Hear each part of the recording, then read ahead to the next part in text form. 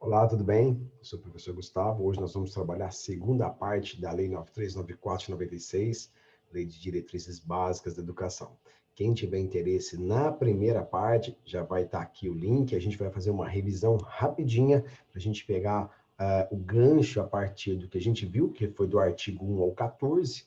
Hoje a gente vai ver do 15 ao 60 e a gente vai precisar de mais um encontrozinho, né? Para poder terminar essa lei que é extensa, mas muito importante para a nossa educação, ok?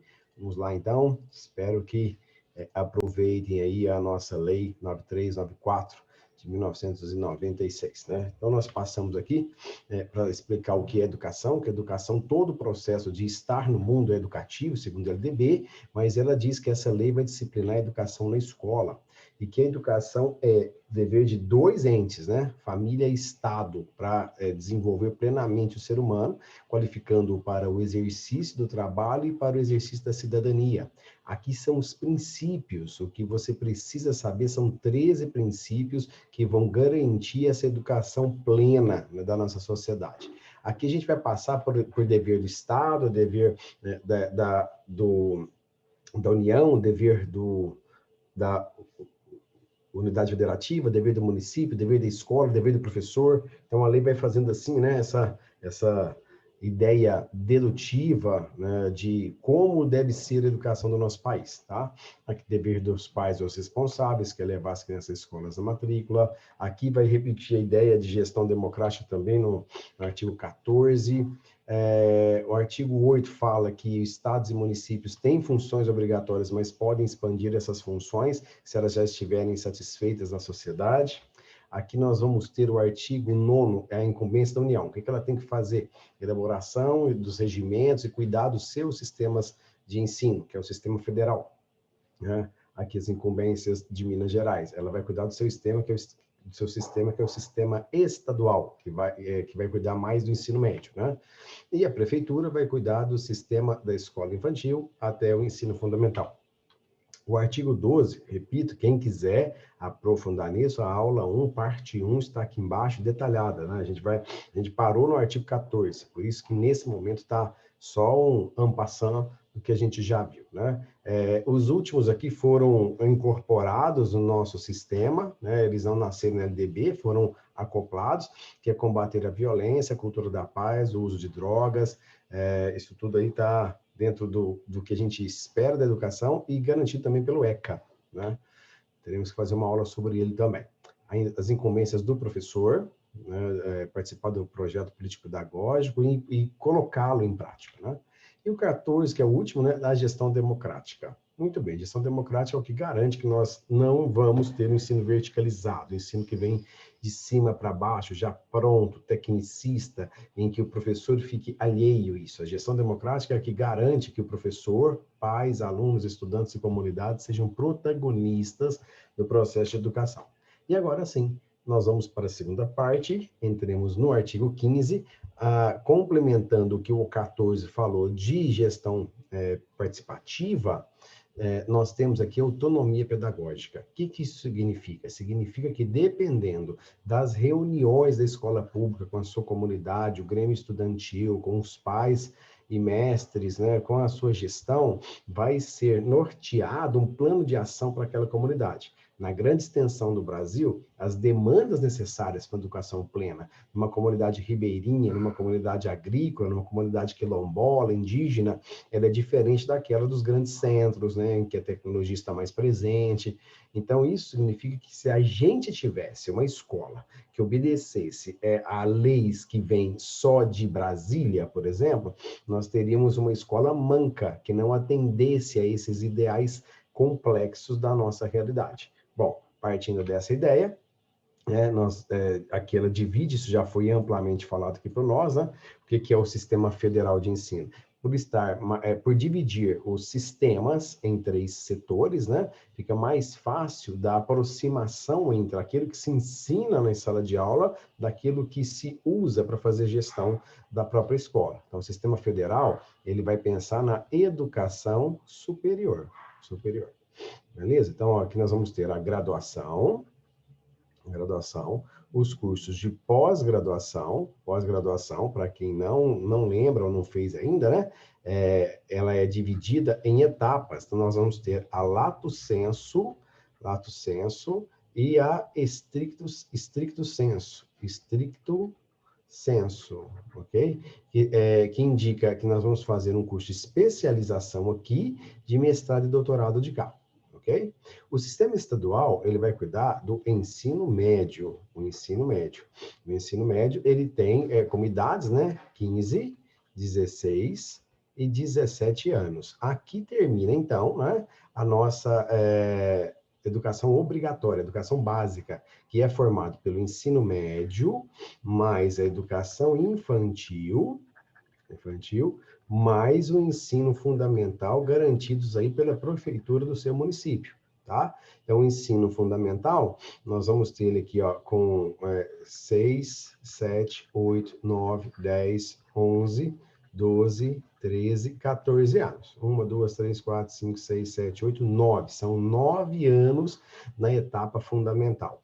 E o ensino de 4 e 5 anos, a gente vai chamar de educação infantil, os primeiros anos de educação infantil. De 0 a 3 anos, a gente vai aqui, ó, colocar a creche. Cuidado, né? Que a educação básica, obrigatória no Brasil, ela vai daqui, ó, do ensino fundamental, e não da creche até aqui. Então, isso aqui é educação básica, é o primeiro nível de estudo. Não confunda etapas com nível, tá? Nível, nós só temos 2. Vai ter um artigo que vai explicar isso, eu vou repetir para você não esquecer. O primeiro nível, o segundo nível. Desses 2, só um é obrigatório. Primeiro nível obrigatório pela lei. Qual que é o primeiro nível obrigatório? O ensino médio e o ensino fundamental. Tá? Esses são juntos chamados de ensino básico, né? Ensino médio, fundamental e infantil. E a segunda etapa é o ensino superior. Essa não é obrigatória, ok? Bom, o que é a colaboração dos sistemas? Depois de atendido a isso, que é o mínimo que a lei determina, é possível que agora, com dinheiro, com gestão, esse sistema possa transcender e ajudar o outro. Então, se o município já conseguiu colocar as crianças do ensino fundamental e educação infantil na escola e tem dinheiro no caixa e tem a disposição política para criar agora uma escola de ensino médio, ela pode. Ah, cumpriu isso. Ela pode também criar uma universidade? Pode. Nós temos a Universidade Municipal de Franca, né? Tem um curso excelente de Direito, por exemplo, que pertence ao município, tá? Muito bem. Aí ela é custeada pelo município, mas a lei que vai regê-la, né, é o sistema de ensino superior. Então, veja, ela tem como mantenedora o município em colaboração do regime, mas ela não pode ter um distanciamento do sistema federal que elabora as leis para o ensino superior, tá? Aqui, então, veja que é possível colaboração, mas o vínculo com aquele que representa a liderança do sistema tem que continuar existindo, tá? O artigo 19, as categorias. As escolas públicas, a gente sabe, ela não tem fim lucrativo. As escolas privadas, então, ela aqui, ó, ela visa o lucro, né? Algumas escolas vão visar a educação e outras vão visar o lucro. Essa é a grande disputa territorial por aquilo que chamamos de currículo. Qual crianças devemos formar? Aquelas crianças que vão manter as situações socioeconômicas, políticas e culturais do jeito que estão, ou aquelas que vão discutir esses valores e vão tentar mudar os panoramas de distribuição de renda, de convívio social, de preconceito. Então, geralmente, segundo aí com o Saviani, Libani, Vasconcelos, os grandes nomes da educação que falam sobre a educação brasileira, nós vamos ter uma pedagogia tradicional. Essa pedagogia tradicional, ela vai repetir situações em que as classes sociais, elas vão ficar indiscutivelmente como estão, e nós temos uma educação que a gente chama de libertadora, uma educação crítica, pedagogia crítica do ensino, que é aquela baseada nos postulados de Vygotsky, inspirados em Karl Marx, que vão tentar reverter esses valores, tá? As escolas comunitárias são aquelas escolas montadas por ONGs, né? A gente vê muito isso numa cidade muito grande, às vezes uma comunidade ribeirinha, uma favela, alguma coisa assim, e também vamos ter as instituições que a gente chama de filantrópicas, né? São aquelas que são sem fins lucrativos. Essas escolas também aqui privadas, elas podem ser confessionais, são as escolas religiosas. Essas escolas aqui, ó, as privadas e as convencionais, elas sabem que a escola pública recebe recursos do governo para ser a escola que é. Então, tem o custo aluno, que é o cálculo que você faz para saber quanto custa cada aluno por dia para ficar ali na escola, para saber quanto o Estado tem que mandar mensalmente, bimestralmente, para custear isso. Então, a criança ela tem transporte, ela tem o livro didático, ela tem a merenda, ela tem, assim, ela tem os custos de estar ali naquele lugar. Aí a escola privada, as comunitárias ou as confessionais, elas pensam também dessa forma. Ó, nós podemos também fazer parceria, já que o sistema é de colaboração, e a gente pode receber incentivo do governo, desde que sejam cumpridas algumas cláusulas. Uma delas é que, caso a escola venha a fechar, o patrimônio da escola, o patrimônio físico, as carteiras, a lousa, giz, né? Isso tudo vai ser pertencente à União ou vai ser doada para outra escola pública mais próxima. Então, quer dizer, há um condicionamento dos bens que estão ali, né? Físicos, para que a escola comunitária ou confessional entre nesse processo de receber incentivos do governo, tá? E outra cláusula importante é que ela transforme esse dinheiro recebido em processos de reversão dos problemas educacionais daquela comunidade. Então, ela tem que reverter esse dinheiro em bolsas, tá? Em bolsas sociais, ok? Muito bem. Agora, os níveis e modalidades. Como eu já falei, o nível 1, educação básica. Então, educação básica, o que é mesmo? Entra creche? Não, né? Aqui é a básica obrigatória, tá? A creche não é obrigatória. Então, se na sua cidade não tem creche, isso não é uma obrigação. Isso poderia, talvez, ser uma necessidade social importante, mas pela lei não é obrigatório. Obrigatório vai de 4 até 15 anos. Isso aqui é a educação do sistema municipal e desculpa, que é 14, né? Aqui é dos 14 e dos 15 até os 17, aqui já é obrigação do sistema estadual, né? Então, aqui o sistema municipal e aqui o sistema estadual. Certo? E depois nós vamos ter educação superior. Então, não confundam, né? Níveis com etapa. Níveis, só existem 2 níveis de educação no Brasil. E dentro desses níveis, nós temos a etapa. Nós temos, por exemplo, os primeiros anos do ensino fundamental e os últimos anos do ensino fundamental. Nós temos, por exemplo, no ensino superior, a graduação, a pós-graduação, a pós-graduação em lato sensu, a estricto sensu, os cursos tecnólogos de ensino superior, tudo isso faz parte das etapas de cada nível, tá? Por exemplo, aqui agora nós temos o artigo 22, esse aqui eu falei várias vezes, mas a gente não pode errar isso aí, né? Se for fazer alguma prova. Então, nós estamos falando de educação plena. O que é educação plena? Plena, gente, significa total.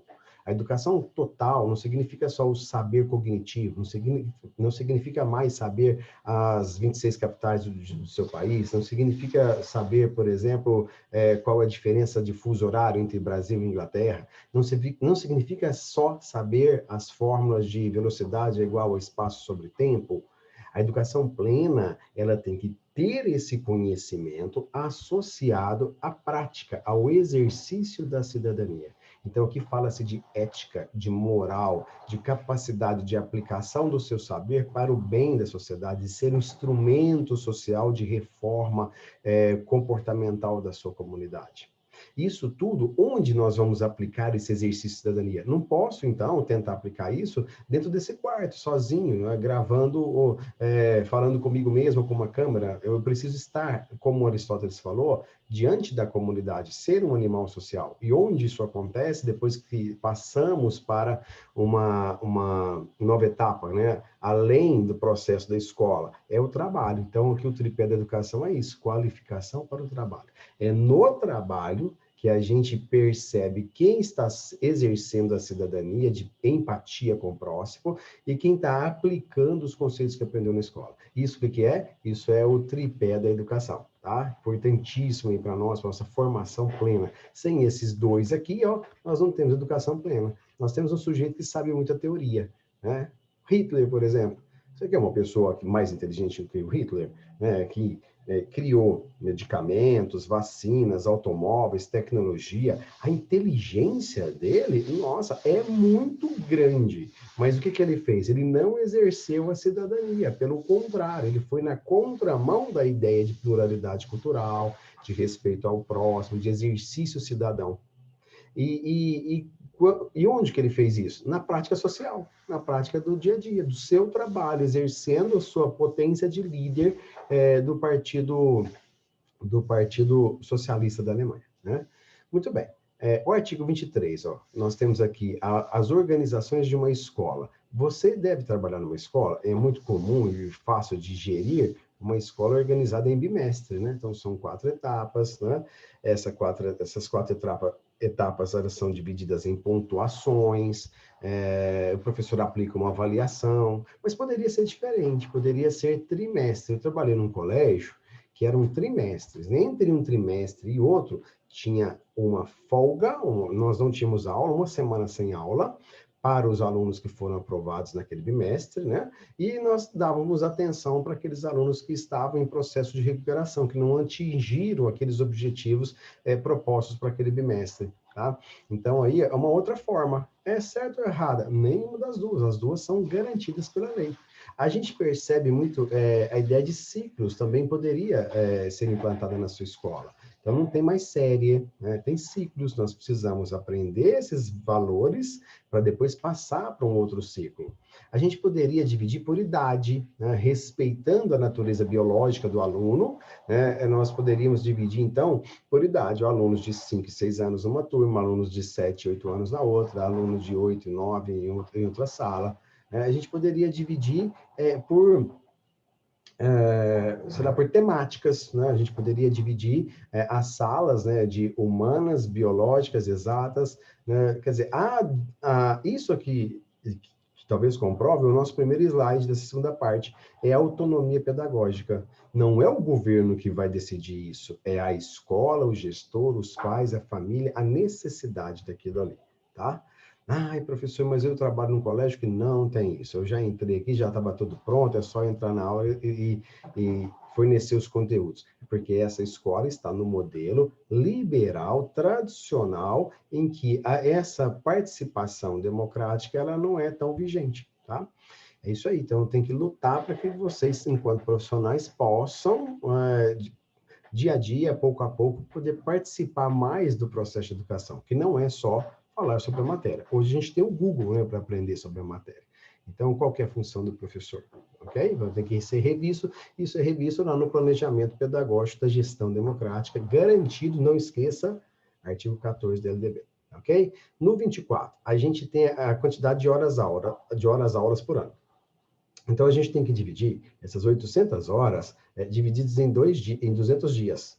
Então, aí você vai ter uma escola que tem 5 aulas até sexta-feira, até quinta-feira, e na sexta-feira ela só tem 4 aulas, né?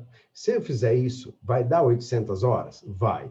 E vai dar nos 200 dias, emendando alguns feriados prolongados? Vai. Então, beleza, cumpriu a lei. Na última reforma educacional, o então presidente Michel Temer, ele mudou, né? O objetivo dele é chegar aqui, ó, em 1.400 horas, que é o que ele chamou de escola integral, tá?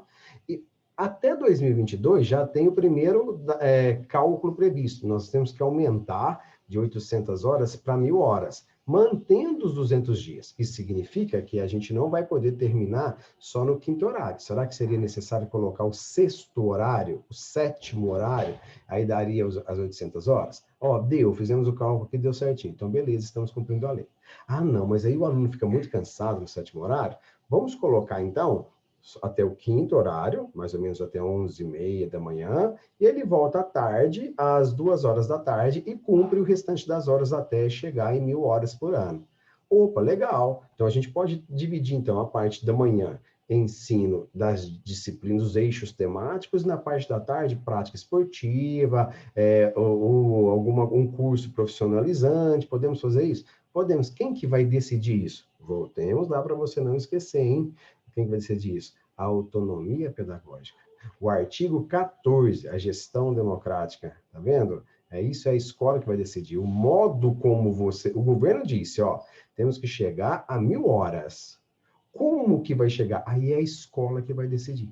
Muito legal, né? Ó, e aí um dia, por que um dia? Porque não falou uma data, né? Então a gente tem uma meta, 1.400. Antes dessa meta tem que chegar a 1.000. Quando chegar a 1.000, aí eles vão estipular um dia, uma data para a gente trabalhar, chegar a esses 1.400.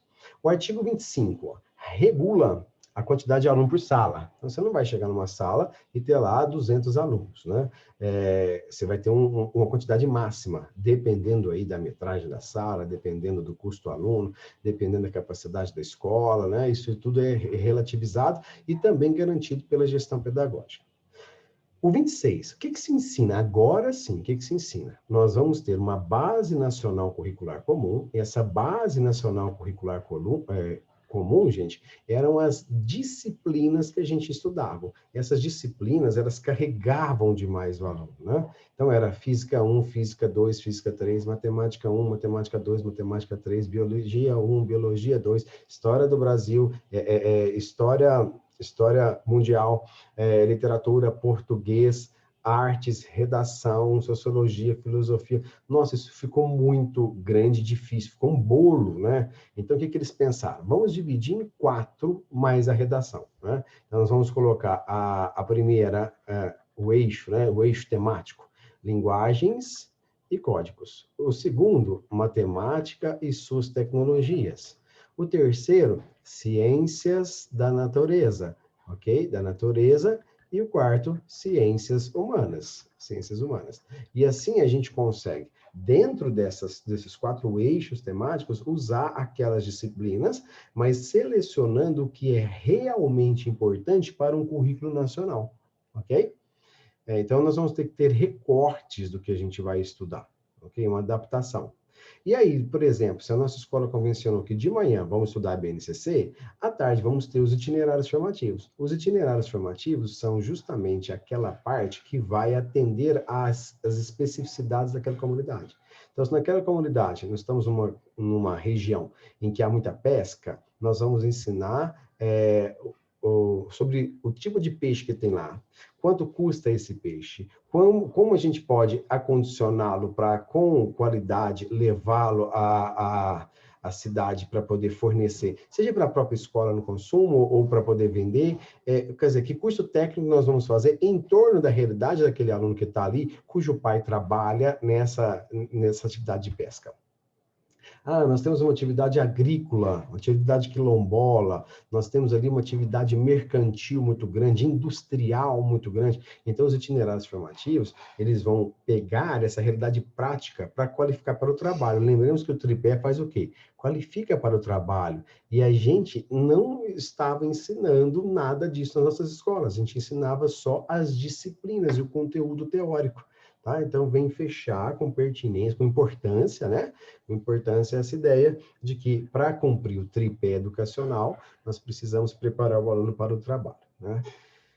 Por exemplo, imagine um curso de graduação que não tem uma reflexão crítica sobre o currículo. Imagine um curso de graduação que não tem a preparação para o trabalho. Imagine um curso de graduação que só ensina a disciplina. Por exemplo, eu faço física no FTM, e aí ela me ensina só teorias relativas à física. Elas não ensinam como é o mercado de trabalho, elas não ensinam como eu vou articular as minhas ideias dentro daquilo que eu preciso ensinar para o aluno, elas não me ensinam a relacionar com o patrão se eu for numa escola particular, elas não me ensinam a LDB se eu for numa escola pública, elas só ensinam física, ou seja, ela não está me qualificando para o trabalho, ok? É isso. Ó, então, a BNCC, ela tem algumas especificidades agora importantes, né? A linguagens e códigos, eu já falei, ela corresponde agora àquelas antigas disciplinas que a gente chamava de redação, a gente chamava de português, ensino de gramática, a gente chamava de literatura. Isso aqui compunha a disciplina de língua portuguesa. Agora, a gente vai somar, ó, educação física,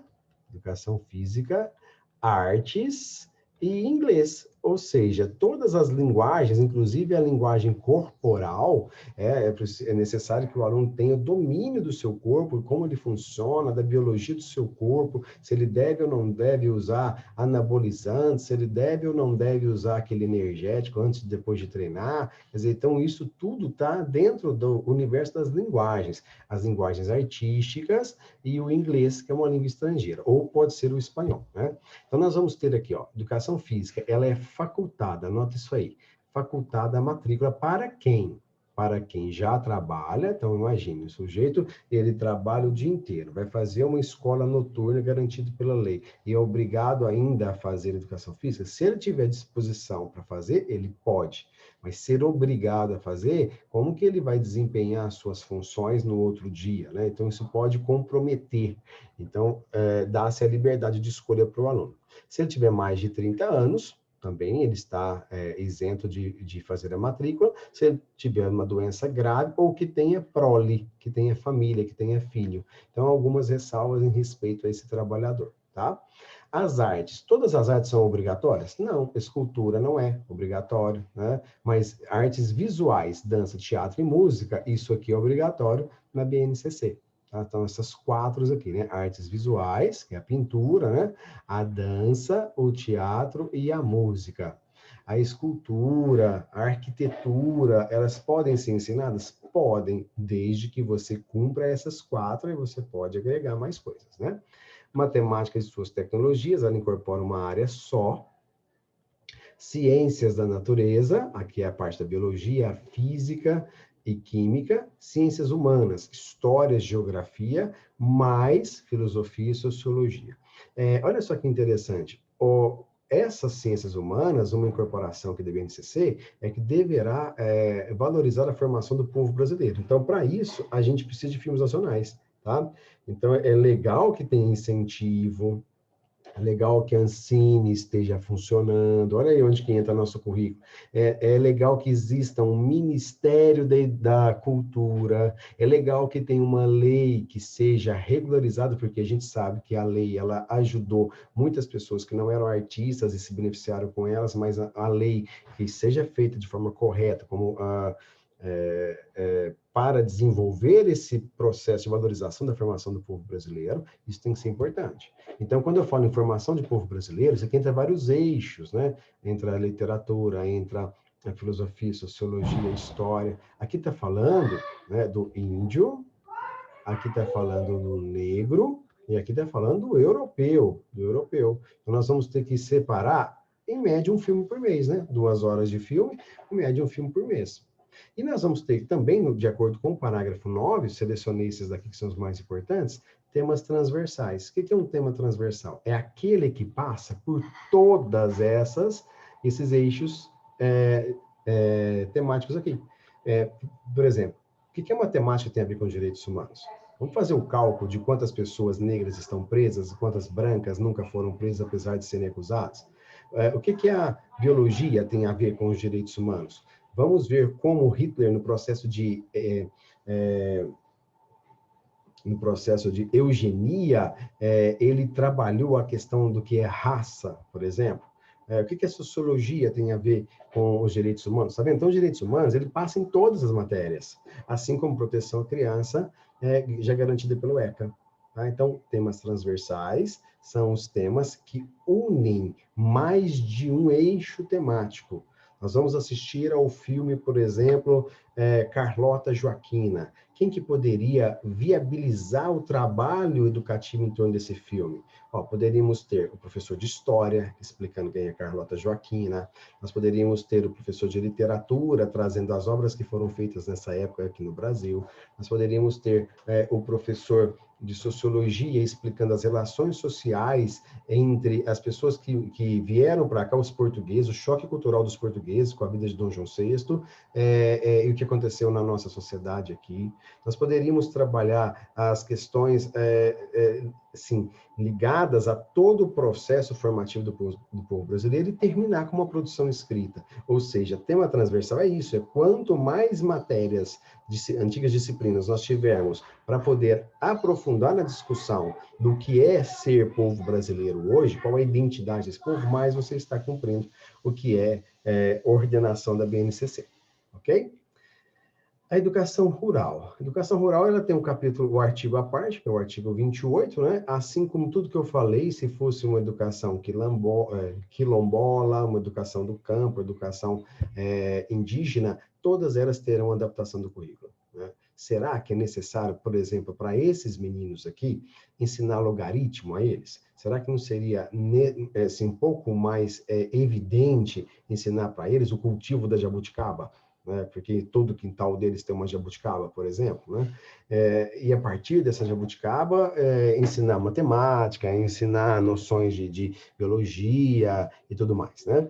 Então, isso também tem a ver com a adequação ao calendário, porque muitas crianças têm algumas atividades garantidas por lei, como o menor aprendiz, que devem ser incorporadas no projeto pedagógico para que o calendário seja eficiente e não atrapalhe também a própria dinâmica da vida deles, né? Imagine que eles tenham uma função, talvez, dentro da própria casa, em época de safra. Então, não pode haver uma aula nesse momento, né? Pelo contrário, a escola tem que... não é o aluno que tem que se adaptar à escola, de acordo com as ideias mais críticas e libertárias desse novo currículo proposto pela LDB. É a escola que se adapta à realidade do aluno. A escola que tem que chegar até o aluno, certo? Muito bem. Aqui a educação infantil, como eu já disse para vocês, que bom que a gente está relembrando, ó, ela vai de 0 a 5 anos, lembrando que aqui tem 2 etapas, né? Temos creche de um lado e temos 4 e 5 anos, né? Educação infantil 1, educação infantil 2. Antigamente a gente falava pré-1 e pré-2, né? A pré-escola.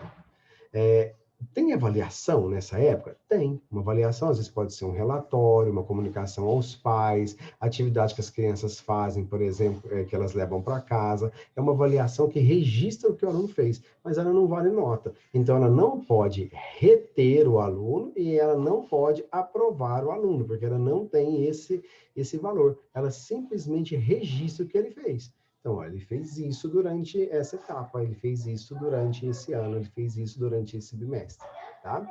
E do mesmo jeito, nós temos aqui, ó, ainda uma obediência de 800 horas, né? Onde, professor, na creche? Não, né, gente? Creche não é obrigatória.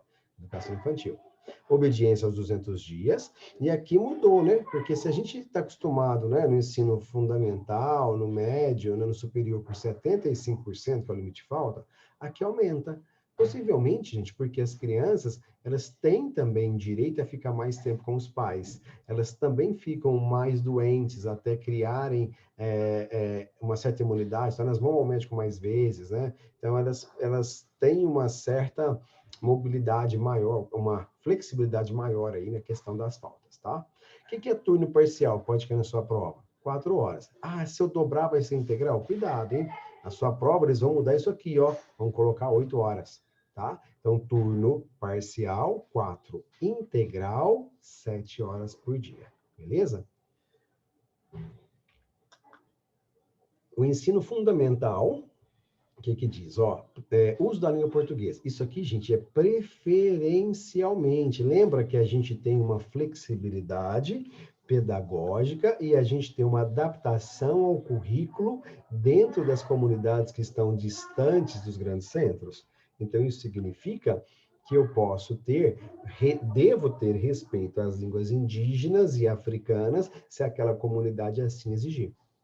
Ah, entendi. Então, aqui nós somos uma comunidade de alemães, nós moramos em Londrina, nós vamos montar uma escola para nós, e dentro dessa escola, dessa comunidade, nós vamos usar a língua alemã. Pode? Não pode. Tem que usar a língua portuguesa. Pode ser que lá nos itinerários formativos tenha uma disciplina que se chame língua alemã? Pode, sem problema, tá? Mas nós temos que ter a língua portuguesa. Ah, professor, então está falando de escola bilíngue que fazem propaganda aí, a gente não pode ensinar só em inglês? Não, não pode. Tem que ensinar em português, ok? E aí você pode expandir a carga horária, né, até uma quantidade X por semana, para que eles tenham uma ênfase naquela outra língua. Mas substituir a língua portuguesa pela estrangeira é inconstitucional, tá? Bom, o presencial é só para período emergencial, né? Ah, entendi. Então, em época de pandemia, a gente pode usar o ensino emergencial no fundamental? Pode. Passou a pandemia, não vai poder mais. Por quê? Porque a convivência social, lembra do tripé? A convivência social já é um exercício de cidadania, é ali que a gente corrige o trabalho em grupo, que a gente vê que tá tendo indisposição, que está acontecendo bullying, né? Então, nós não podemos colocar as crianças todas em casa, né? Ainda, porque depois que adotarem o homeschooling, aí, se isso for aprovado, uma das propostas é que a família opte por não levar a escola para o espaço social. Eu, particularmente, vejo isso como um problema, porque é na escola que a gente vê se o aluno está com marcas no pulso, marcas de espancamento, se o aluno sente pânico ao estar sozinho com um sujeito do sexo oposto e mais velho. Então, na escola, a gente vê problemas que, se o homeschooling for aprovado, nós vamos ter uma particularização muito grande e um problema de convívio social muito grande, tá? Vai ser, em vez de modernidade líquida, como fala o Zygmunt Bauman, vai ser uma modernidade gasosa, quer dizer, as moléculas estão cada vez mais afastadas uma das outras, tá? Sobre assim, esse tema, gostaria que vocês assistissem a 2 filmes, né, se vocês quiserem. Um se chama Escritores da Liberdade, que era um livro, virou filme, em que o espaço pedagógico dentro de sala de aula, ele é importante para a transformação social. E o outro se chama Onde Está a Segunda? Segunda é o nome de uma das filhas, né, de 7 gêmeas, né, e que vive num mundo extremamente separatista, controlado por tecnologia, frio, que a gente não pode conversar, cada um escondido dentro da sua casa. A política dali daquela região não ter mais de um filho, então elas têm que viver escondidas por isso, tá? Então aí vocês vão ver o tanto que é complicado, às vezes, viver no mundo isolado, numa bolha. Tema transversal. Tema transversal no ensino agora fundamental. Aqui, ó, a gente viu, né, que a gente tem o tema transversal aqui, ó, garantido pela BNCC, tá? E o que que ele quer dizer aqui quando ele repete isso? Vamos ver, ó. Cadê? Volte aqui. Temas transversais, direitos humanos, mas agora no ensino fundamental, a gente já coloca o Estatuto da Criança e do Adolescente. Para o ECA, criança é de 0 a 12 anos, adolescente vai de 13 até 17, isso aqui é adolescente, e 18 já é adulto, né? Então, nós temos que ter isso aqui bem fundamentado e trabalhar já os símbolos nacionais. Então, o hino nacional, né? O hino da República. Você lembra do hino da República? Ah, não é possível. O hino da Independência você lembra. Vai, independência. Força aí, vai. Não? Ainda bandeira. Não é possível. Faltou essa aula de educação moral e cívica quando você estudou? Não é possível. Ainda bandeira é fácil, hein? Recebe o afeto que se encerra em nosso peito juvenil, amado símbolo da amada terra do Brasil. Olha, isso eu estudei no ensino fundamental, né? Já podeis dar pátria, filho, independência. E o da República, eu duvido que você lembre, esse eu não vou cantar. Esse você vai terminar a aula e vai escutar, que você nem sabia que existia, não é mesmo? Ah, então vamos lá. Ó, pode ser desdobrado em ciclo, a gente já falou. Ensino religioso, aqui uma pequena polêmica facilmente resolvida pelo artigo 32 e 34 da LDB. Vai ser ofertada pelo poder público. Então, o poder público, o Estado é laico, mas, então, por isso que ele vai ofertar. E aí o aluno que deseja assistir, assiste, e aquele que não quer assistir, não assiste. Ou seja, resolver o problema daqueles que querem o ensino e aqueles que não querem. Como vai ser o ensino? Vamos ensinar sobre catolicismo? Não, vamos ensinar sobre a história das religiões, ele tem que ser laico, tá?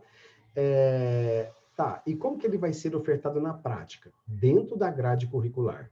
Não vai ser horário extra, vai ser dentro da grade curricular na escola pública, tá? E os alunos que não quiserem fazer, aí a gente vai ter outra atividade para eles. Uma atividade de educação física no mesmo horário paralelo, né? Ensino de xadrez, alguma coisa assim. Qual é o objetivo do fundamental? Olha só, é você terminar, né, essa etapa, né? Essa etapa sabendo ler, sabendo escrever e sabendo calcular. Esse é o objetivo aqui, né, maior dentro dessa lei. 35 e 36. Nós temos agora o ensino médio. O que fala o ensino médio aqui para nós? Voltemos. O ensino médio diz assim, a educação profissional também pode ser uma vertente do ensino médio. Então, eu tenho o ensino médio regular e tem aquele que já vai qualificar para o trabalho, tá?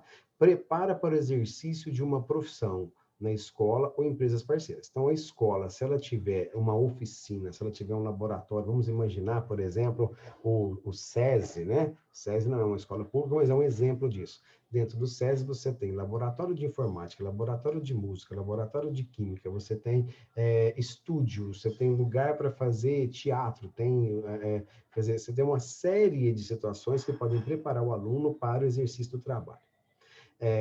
Aqui eu coloquei o SESI Senai, ó, e pode ser articulado ao ensino médio. Então, eu tenho primos que fizeram o ensino médio junto com o ensino de mecânica. Então, terminaram o ensino médio e não quiseram prestar vestibular, quiseram montar uma oficina. Pronto, já resolveu o problema dele ali, né? Mas pode ser subsequente ao ensino médio. Eu terminei o meu ensino médio em 96, no ano de 97 eu não entrei para a faculdade. Eu fiz aqui na UFTM o curso técnico de farmácia, que tem diplomação validada no Brasil todo, né? Esse ensino ele pode ser integrado, então vamos imaginar que eu esteja fazendo o ensino médio, e dentro ali da minha escola tem uma oficina mecânica que eu trabalho aspectos do torno mecânico, né? Vou ser um torneiro mecânico. Eu tenho matrícula única, porque é dentro da mesma instituição, mas pode ser que a minha escola tenha feito um convênio com uma empresa lá no Distrito Industrial, e aí então eu vou ter que fazer uma matrícula na minha escola para o ensino médio, uma matrícula lá, né, para eu poder ter acesso à empresa de lá. Aí eu tenho, então, um ensino médio em que não há a integração da matrícula, mas há duas matrículas que são concomitantes. Tá? Cuidado aí que pode ser um peguinha. Qual que é a função do ensino médio? Consolidar aquilo que se aprendeu no ensino fundamental. O que você aprendeu no ensino fundamental? Basicamente, leitura, escrita e cálculo, mais os símbolos nacionais, mais a discussão humana sobre respeitos humanos, o ECA, mais as outras disciplinas que vão compor o currículo, tá? E, de novo, reforçando o tripé da educação, tá? Porque aqui, ó, qualificando para o trabalho, eu já estou trabalhando o exercício da cidadania, ao estimular o trabalho, e isso faz parte da educação plena. Fechou? Muito tranquilo, né? A educação profissional e tecnológica, olha só, entrega-se a todos os níveis da educação brasileira. Quantos níveis nós temos? Nós temos 2, primeiro e segundo, né? O primeiro é o ensino básico obrigatório, o segundo é o superior. A educação profissional tecnológica está dizendo que ela pode estar em todos. Ela vai estar nos primeiros anos do ensino básico? Não, ela vai estar nos últimos, né? Que é o ensino médio, que pode ser aí, como a gente viu no slide anterior, pode ser profissional e tecnológico. Bom, então ela tem aqui, ó, uma formação inicial, né? Por exemplo, vou fazer o curso de farmácia. Beleza, fiz o curso técnico em farmácia. Ela pode ter uma formação continuada, eu vou fazer agora um curso de capacitação, um curso de como aplicar a vacina do Covid-19 e os processos de acondicionamento daquela substância química. Então, eu vou fazer isso, como eu já me formei, eu preciso fazer uma atualização. Isso é uma formação continuada, tá? Educação de nível técnico médio e também de nível técnico superior. A gente vai ter as duas, tá? E educação profissional. Na educação superior, nessa etapa aqui, ó, nesse nível, né, esse aqui já é o segundo nível, eu tenho, por exemplo, o curso de tecnologia em agronegócio, é um curso tecnólogo, ele é de nível superior, só que técnico, ok? É uma diferenciação da graduação, parece que ele direciona mais o sujeito para a prática da ação do trabalho. Bom, e o curso de pós-graduação? Todos esses dois aqui, no ensino superior. Integra-se a todas as modalidades, quais são agora? Não confundem, ó, níveis 1 e 2. Modalidades nós temos essa, ó. Primeira, educação de jovens e adultos. Essa é a que respeita a ideia do trabalho, respeita o que a pessoa traz de casa, né? Educação profissional, a gente acabou de ver, cursos técnicos e tecnológicos. EAD é uma modalidade, ensino à distância, né? Educação especial, isso aqui é importantíssimo, né? Educação especial é aquela que vai atender as pessoas que têm deficiência em alguma situação ou tem altas habilidades ou superdotação. Então, se a pessoa tem transtornos globais ou altas habilidades, ela precisa de um acompanhamento especial, horário flexibilizado para fazer prova, um professor intérprete na sua linguagem, né? Um maquinário para escrever de uma forma diferente, uma cadeira especial, talvez um pouco mais larga, um banheiro, né, próprio para essa pessoa. Então a escola tem que se adaptar a esse aluno? Isso, a escola que vai ter o aluno. E se não der, porque às vezes ele tem uma situação em que a escola, naquele momento, ela não consegue atender. Aí ele tem direito a uma educação separada. Veja, a ideia é integrar. A ideia é integrar, né? Nós tivemos aí casos nos anos 80 em que os alunos que tinham síndrome de Down não podiam estar integrados. O desenvolvimento dessas pessoas era muito pouco, a expectativa de vida era baixa, o preconceito era muito grande, né? E de repente mudou-se a lei que eles poderiam, a partir de determinada época, estudar junto com os alunos regulares na escola pública. E aí, hoje, a gente entende que eles vivem tanto quanto aqueles que não têm a trissomia no cromossomo 21, né? Eles não nos causam medo. Eu me lembro, gente, é vergonhoso falar, eu me lembro que eu corria na rua com os meus amigos e gritava, lá vem um mongoloide, quer dizer, hoje eu olho para trás e falo, meu Deus, né? Por que não me ensinaram mais cedo o que eu estava fazendo, né? De agressão ao outro, né? E hoje a gente consegue, nesses espaços sociais, né, vivenciar e aprender todos nós juntos, né? Seja a nossa origem, nosso credo, religião, formação, a gente sempre se desenvolve, né, aprendendo com o outro. Então, a educação especial é isso. A educação no campo indígena e quilombola, essa é fácil de memorizar, né? São aquelas que estão aí espalhadas fora daquele eixo comum que a gente entende que cidade é da escola, né? Escola é da cidade. O que é um eixo transversal? Educação transversal é aquela que vai existir em todas elas, tá? Então, a educação transversal, ela vai existir, é uma coisa que vai existir aqui, aqui, aqui, aqui e aqui. Só não vai existir aqui, na educação especial, porque ela é a educação transversal. A educação especial, ela tem que atender ao aluno que está fazendo o EJA, educação de jovens e adultos.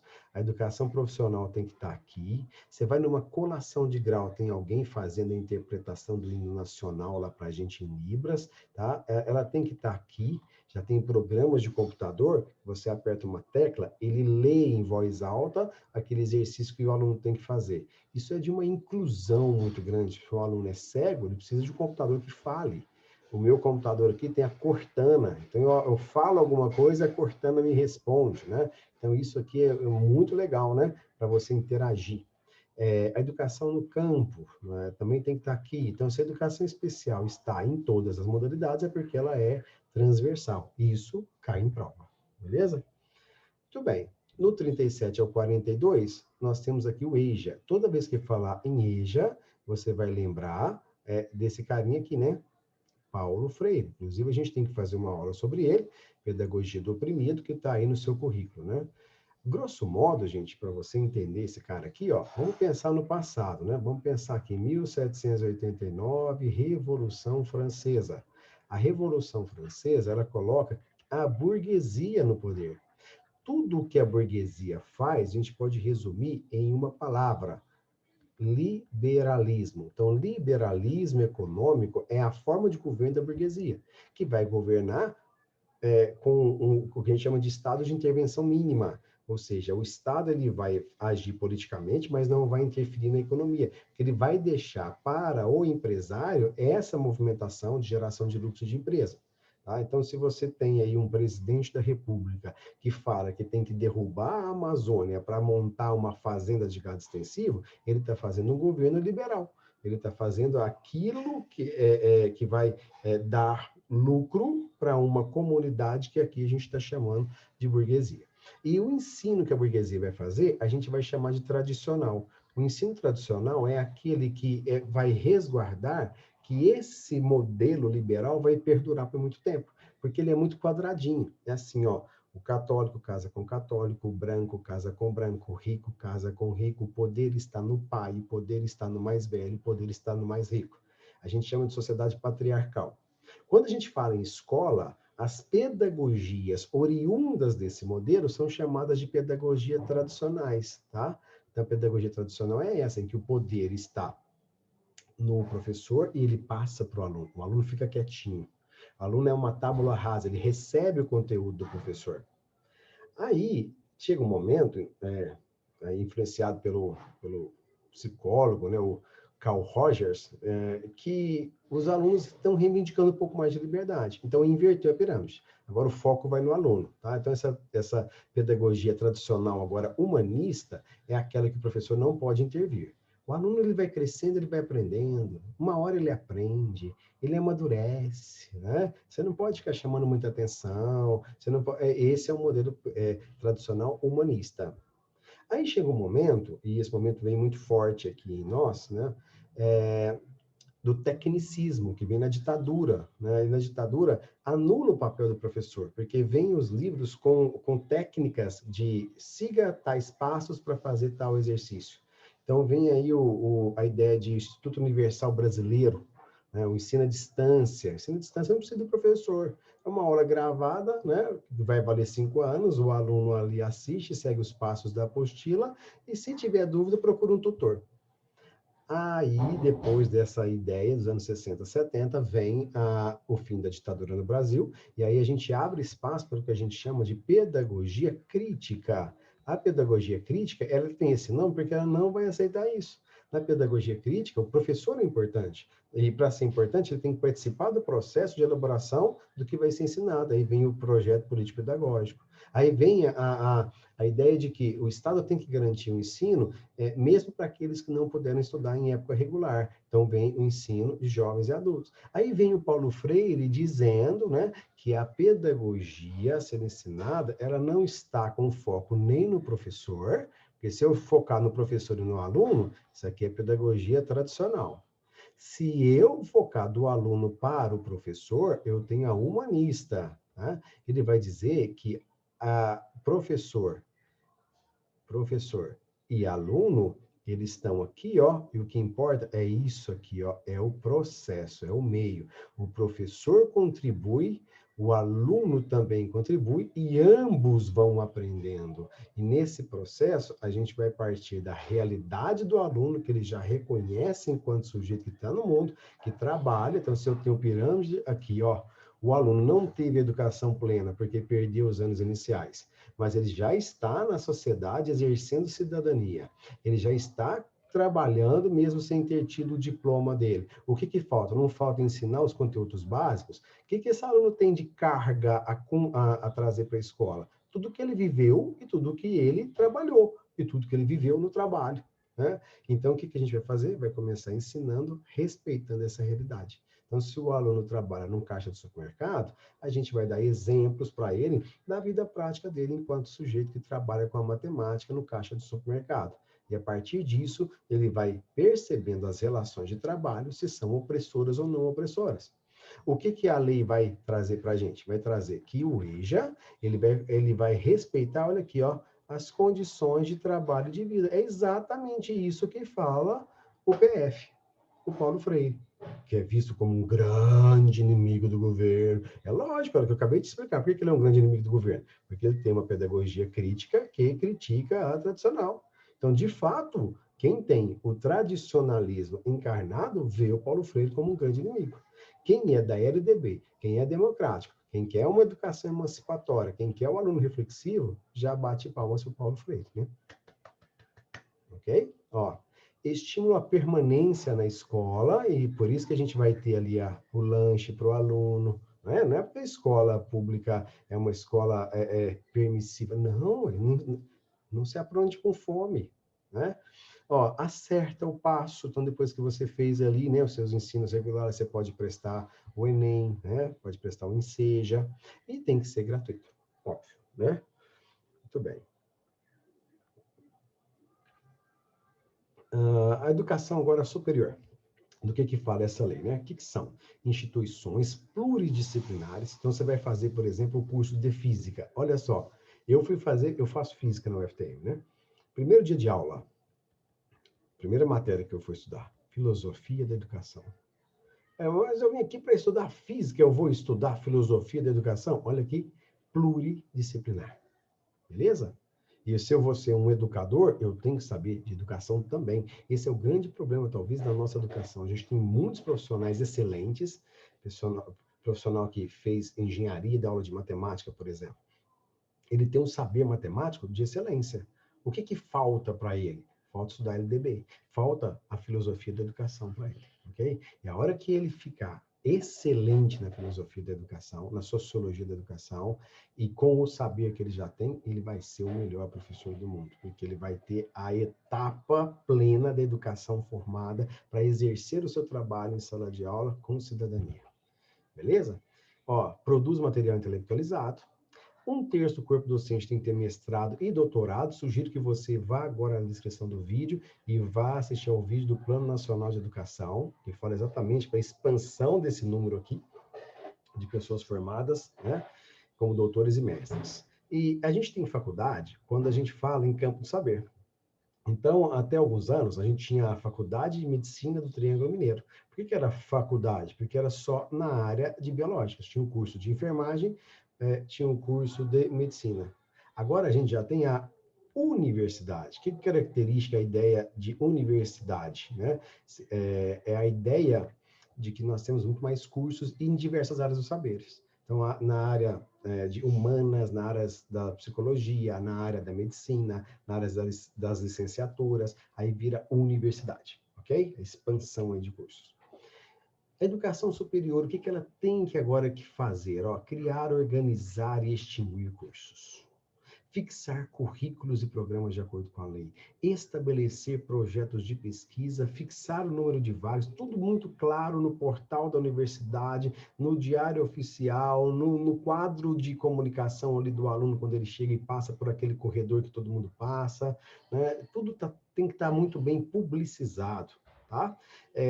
Elaborar estatutos e fazer convênios. Então, se o curso é de física, tem que ter convênios com laboratórios, né, de universidades, de outras universidades, para que os alunos tenham acesso àquilo, né? Se eu não tiver na minha própria. Contratar, demitir, né, dependendo aí do plano de carreira. Como que eu demito alguém que foi concursado no plano de carreira, moçada? Você que vai ser um funcionário aí, né?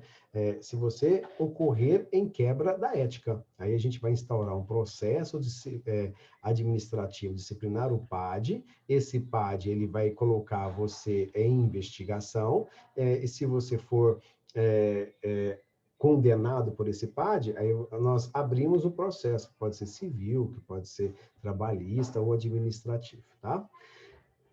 A gestão democrática, a gente fala plano político-pedagógico quando a gente fala na escola pública, e quando na escola superior, é plano político institucional, e a gente vai ter que ter uma aula sobre ele também, ele já está até aqui já, né, no nosso planejamento, ok? Então, o que era o FTM, como ela se articula. Muito bem, agora a educação superior, ainda sobre ela, né? Onde os atos públicos são oferecidos para o conhecimento da comunidade que está na universidade. A primeira coisa, na época tecnológica, internet, né? E tem que ser escrito como? Com clareza, de fácil acesso. Dá uma olhadinha para vocês, façam um exercício. Eu quero saber quando abre as inscrições para o doutorado em educação na UFO. E dá uma olhada no site da UF para vocês verem. Tanto que é difícil você compreender o que está ali, né? Então, tem que ser feita uma readequação para que aquilo seja entendido minimamente por qualquer pessoa, tá? Bom, aí depois você compara com o da UFTM, né, do IFTM e outra universidade, vê se tem alguma diferença. Deve conter, então, ó, a lista de cursos oferecidos, a grade curricular e a identificação dos docentes. Por quê? Nós estamos falando de uma universidade pública, ok? O que é público? Em latim, público significa de todos, então os dados têm que estar expostos ali, tá? O artigo 43 a 60 está dizendo que nós temos, então, no ensino superior, também 200 dias letivos, mas isso é de aula efetiva. Porque prova, exame, provão, recuperação, trabalhos, tal, isso aí está fora dos 200 dias letivos, tá? Então, de aula mesmo, 200 dias. Agora, em época de crise como a nossa, ó, lei flexibiliza os 200 dias letivos. Então, significa para não perder o semestre, houve uma diminuição dos 200 dias letivos, né, para que o aluno tenha o que a gente teve no UFTM foi Programa Suplementar Emergencial. O nosso semestre, que duraria aí 4 meses, né, em função de férias, tudo, ele foi reduzido para 2 meses e meio, né, de aula. Ele tinha, por exemplo, 15 encontros, ele baixou para 10 encontros, né? De alguma forma foi feita uma readaptação, até a gente poder voltar ao normal, né? E agora o tempo de graduação. Alunos com altas habilidades ou superdotação, eles não precisam graduar em 4 anos. Vamos imaginar que o seu curso é de 4 anos, alguns são de 5, como da medicina, né? Mas você conseguiu cumprir as cargas horárias necessárias em 3 anos. Pode formar em 3 anos? Pode. Você não vai colar grau com a sua turma, você vai colar com outro, mas você pode. E o que garante isso? Olha que legal para garantir isso. Matrícula por disciplina. Oh, professor, eu nunca entendi isso. Cara, é muito fácil. Vamos imaginar que você tenha aula segunda, terça, quarta e quinta-feira na sua faculdade. São esses dias que tem aula.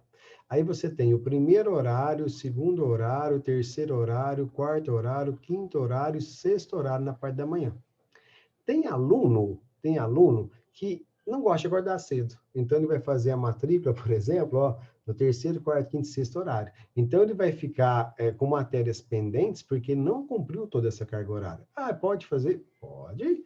Você vai gastar mais tempo para formar. Você não vai gastar 4, vai gastar 6, por exemplo, para formar, né?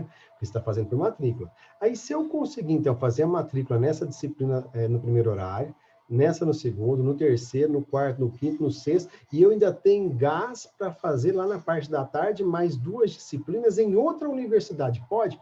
Se a sua universidade participar desse projeto, pode. Já vocês, por exemplo, se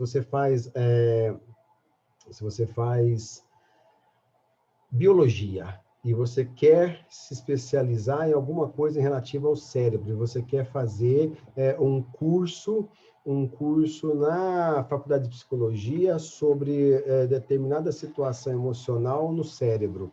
Aí você pode fazer matrícula em outro curso, se tiver vaga disponível, pode. Ah, então se eu conseguir fazer mais de 6 matrículas, 7, 8, 9, eu posso formar mais rápido? Pode formar mais rápido, exatamente. Isso é a garantia de flexibilização do nosso currículo. Tá aí, ó. Olha a flexibilização. Só de olhar essa foto aqui, eu já tô com cãibra, gente. Já tá doendo em mim aqui, ó. O que tá dizendo, ó? A matrícula é por disciplina. Você já imaginou? Você faz matrícula por ano. Então, você faria, por exemplo, primeiro ano de estudo. Né? Você vai lá e faz a matrícula em Física 1, ó, você faz em Astronomia 1, você faz lá Cálculo 1, beleza? Aí chega no final do ano, né, você fez a matrícula por ano, hein? Chega no final do ano, você passou em Física, passou em Astronomia e não foi aprovado em Cálculo. Então você tem que fazer o ano tudo de novo. Não seria um retrocesso isso, né? É o que acontece no nosso ensino fundamental, né? Básico, fundamental. Se você tomar bomba em matemática, você tem que fazer o ano tudo de novo, você não passou em matemática. No ensino superior não é assim. Então, você faz a matrícula, em vez de ser por ano, você faz a matrícula em Física 1. Você foi aprovado e fez, acabou, entrou para o seu histórico, está aprovado. Ó, agora eu fiz em astronomia 1, fui aprovado? Beleza. Agora, em cálculo 1, eu fui reprovado? No próximo ano, eu faço as outras novas matérias, mais cálculo 1 novamente. Eu não quero fazer cálculo 1 aqui, eu quero fazer o cálculo 1 em outra universidade. Pode? Se você consultar a compatibilidade de currículos, de ementa, se for aprovado na outra e tiver vagas, pode. Ok? Bem legal. Educação superior. O que diz agora? Autorização e reconhecimento, credenciamento, prazos limitados, renovação periódica, tudo avaliado pelo MEC. Quer dizer, o MEC é que determina se o curso vai abrir. É por isso que, periodicamente, há a visita do MEC, para saber como é que está a biblioteca, os espaços físicos, o acesso ao livro, os projetos criados pela universidade. Tá? E agora, sobre os programas. O que é um curso de extensão? Então, você tem as suas disciplinas na graduação, né, no mestrado, doutorado, e de repente a instituição faz isso, cria um curso paralelo de direito constitucional. Um curso ali de 60 horas, 100 horas, 120 horas, né? Então, isso aqui ajuda você a aprofundar nessas disciplinas e te dão, por exemplo, um certificado que você está fazendo o uso desse saber paralelo aí, né? Esse aqui, no caso, foi de 60 horas, né? Para melhorar na sua formação. Esse é um curso de extensão. As finalidades da educação superior: estimular a criação cultural, desenvolvimento crítico e reflexivo, formar diplomados, incentivar no trabalho de ensino e pesquisa, por isso que na faculdade tem tanto artigo, tanta pesquisa, tanta leitura, faz parte da LDB, promover a divulgação de conhecimento, por isso que tem simpósio, palestra, mesa redonda, toda hora tem isso, né? Faz parte da LDB.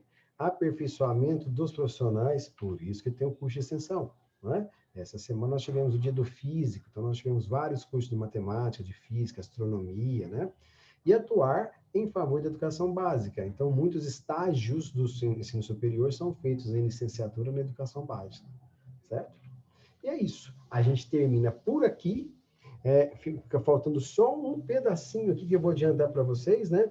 Que é do artigo 50 para frente, e fala sobre a atuação dos profissionais da educação, dos recursos do governo, tá? E da educação especial. Apesar de eu já ter falado um pouquinho da educação especial, a gente aprofunda no próximo encontro para finalizar a LDB com a terceira parte. Muito obrigado, bons estudos.